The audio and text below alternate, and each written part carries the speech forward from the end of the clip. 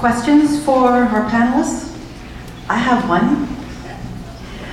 Steve, when we met about 2 weeks ago now, you talked about the challenges of figuring out what to do and where to go when you left St. Mary's. Did you want to comment on that? Sure. Thank you. Well, it was kind of interesting, again, in reflection. We were leaving St. Mary's and Lake Rehab, and I can still remember this, when we were trying to set up having private rehab. And it was almost like we were talking about an underground network. There was no sort of, here's a list of people you can deal with. And I can remember Mary Jo was almost quietly coming over and saying, Shannon Mulholland, you know, as if it was some type of bad thing. And it was, I can still remember, like we were doing a drug deal of some sort. And, you know, her number's not in the book, here it is. And we were very fortunate to get to that, that's awesome. And so, yeah, we were navigating that and figuring out that part of it. And then, as I say, all the different services, whether it be community rating injury services, we were very fortunate that we had people that actually worked there, friends of ours. So they were able to sort of, again, direct us to different aspects and services that might not be apparent to everybody. So again, those things were very, and again, if I can sort of tell people, those are things you should adjust and touch base on, that people should have a clear roadmap as to what to do next when you're leaving the comfort of St. Mary's and Lake. Did you want to add anything, Daniela? I just felt so overwhelmed because I had to deal with Steve coming home, you know, still being a mom working. I did take a stress leave, so I was fortunate to be home with him, but he still depends on me before I leave every day. There's no one that comes in the house to take care of him. And I'm just thinking for other elderly patients who have nobody there, like, what do they do? Like, it's sad for them. Steve learned how to do a lot on his own, but it's that just overwhelming coping feeling. You know, you're bombarded, dietitians, this, because then I was paranoid of high blood pressure. I was afraid, even though we ate very well, I'm still thinking, oh my gosh, like, what am I doing wrong? So I was worried about his diet and the sleep and the therapy and getting all the other equipment that he needed that wasn't covered and making sure that everything was just... And they had certain roles that you have in the household. Like, I was the money person. I took care of the budget, paying the bills, doing all that stuff that she had never even been part of, which is normally, you know, it's not right. That's the way households are. So certain people are doing.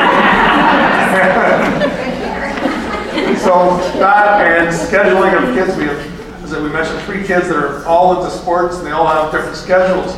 And getting kids, you know, trying to make sure their lives aren't totally affected by what's going on, and making sure they're at hockey practice or football practice or whatever. And again, arranging rides and different things. So it is just overwhelming, as you say, from a household perspective. I'm going to go to Kathy first. There's 3 hands up. Just to Steve and your wife, and I just want to say what a wonderful support you are for him. And obviously, 90%, I really truly think it's always a package deal, and no matter what the illness is or what the journey is, it's the support that you receive from your loved ones. So you're just amazing. Dr. Brouillard, I had the pleasure of listening to you, I think it was about a year after you had your stroke at one of these wonderful symposiums. And at that point, you were still struggling with recovery and explaining all of the problems. And you said that just standing there speaking to us was a challenge, and that you were, in fact, very much afraid of falling. At that point, you said one of your goals was to return to work. So it's amazing to see that you've achieved that goal in a few years, obviously. But I think in your in your experience in your journey, it may seem like a great amount of time, but it's phenomenal. And I just wanted to say congratulations to you, and I think generally how proud we are. Thank you. So good for you.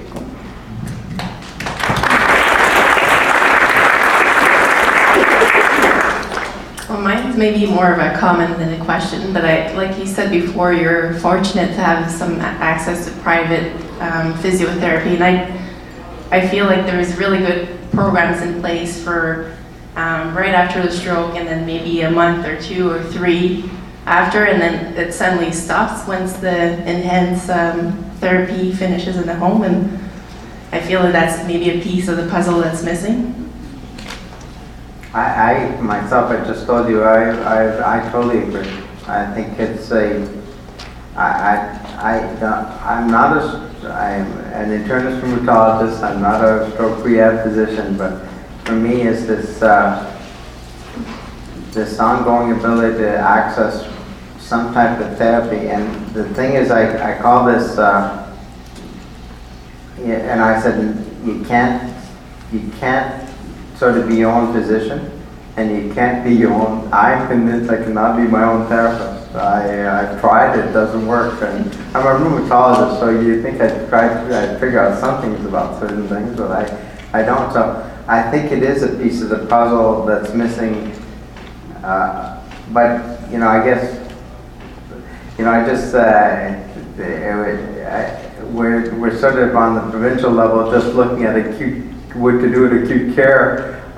And the other, what do we do with the long-term care of stroke? And that's why I mentioned I go up to things, the programs like Revved Up, which is really mobility sort of exercise program designed for each individual gets a personal exercise program. Because I think it's critical. I don't see myself, even at this stage, I think as much as Steve was talking about accessing private physiotherapy, I initially looked to go and do exercise programs with a gym, my wife's gym, and sort of realized it wasn't going to work. They didn't have the expertise. So it is access for later on. I just want to comment on something that Dan had said, and that was about the research project that you were involved in once you left St. Mary's, because I was the coordinator of the project through Queen's University, and we were looking at patients' mobilities. Some people received therapy as part of the project and some didn't. One of the interesting things that I found as a coordinator through that is actually I almost was a navigator for some of these clients, because I was seeing them 12 months after their stroke. That's when it ended. Usually after that, someone comes into rehab, they may get some therapy for up to 8 weeks, then it drops off. And like Dan said, you're sort of left on your own to find things. Within that project, I was able to help direct people to different supports that were there because I was aware of them and they weren't aware of them. So I think we need to look at that piece in terms of looking at that care, not just 3 months down the road, but a year, 2 years. How can we help these people navigate through the system and through this change in their lifestyle? The other thing that I want to ask Steve about is, you've commented about Danielle and your support, but I'm wondering if you'd like to talk about the involvement your brother had with you. Oh, it was, you can't put a factor on it, that my brother was always there from day one, and we have a very close relationship. And I can still remember him saying, I'm saying thank you for everything he does. He goes, well, you do the same for me. And it was always that, what am I supposed to say at that point?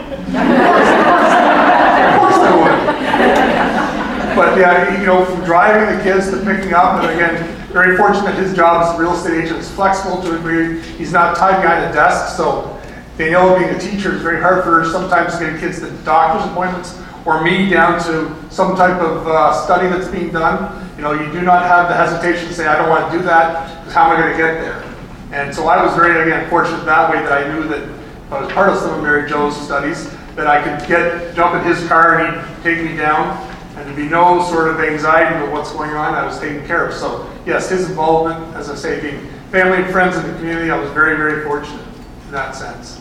The only thing I'm going to add about the therapy that I really want to emphasize here is 3.5 years post-stroke, and with my physiotherapy, I'm still seeing immense changes. So I want to emphasize that point to everybody out here, that it's not a very sort of time-restricted physiotherapy session. We're still getting changes. So again, how we know how things are going to pan out, we don't know. We know it's going to be we're still seeing changes, which is great. Yeah, I know you were giving examples of how you were improving, and you talked about how you walked into your son's hockey game. Yeah. Yeah. I know we're out of time, but I have one more question for Dan. And Dan, this is about attitudes towards rehabilitation. And I know in previous presentations you've commented on, from a physician point of view, what your attitude was about rehab and the value of it before your stroke and after your stroke. I did not understand rehab, I'll be quite honest. This is a confession time. I had no idea what rehab was. I think similar to Steve, rehab started to me when I was in the hospital, and I think, and rehab is, I thought rehab was physiotherapy, occupational therapy. It's neither one. And rehab is a mental shift in focus. And if you, when I hear this thing about, about rehab, at the beginning, when you decondition patients, I remember hotels, when I worked at Hotel I realized now, half of the patients I admitted, I was deconditioning them throughout their length of stay, and I wasn't improving them. I should have started some rehabilitation from the moment they were admitted to the hospital. This is not stroke patients. It's pivotal throughout. It's a change in mental attitude that we have to make people functional from when the time in an emergency we start thinking, how do we make this person more functional before they leave hospital? And I think it is a difficult thing, but having said that, for me it's a big change in attitude. It's why I'm always, now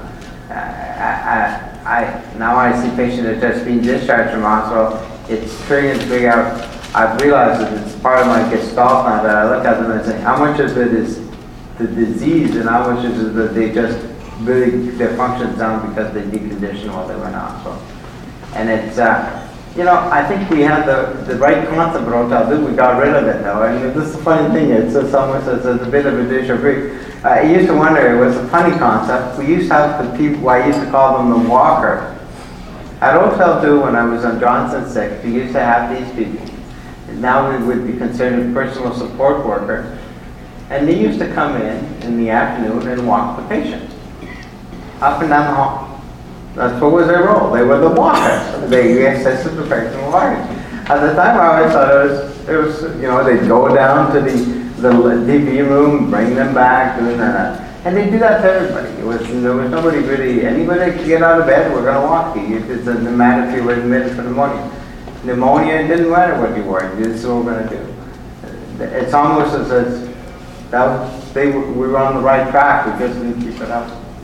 But it's a mental gestalt. It really is a change in mental attitude. And it's an emergency, it's in the acute care, it's in the rehab. It's at home. It's an ongoing change in focus. Well, thank you very much, Dan, Steve, and Daniela. It's been a pleasure to hear your stories.